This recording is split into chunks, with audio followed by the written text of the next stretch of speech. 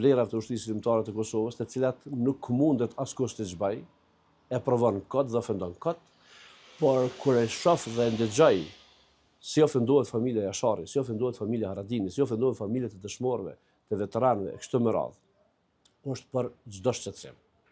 Është për çdo shqetësim. Dhe kjo duhet njëherë për gjithmonë të ndalet. A e kishë menduar se 26 vite pas luftës kjo do të ndodhë në këto kaq përmosa? Asnjëherë. Asnjëherë.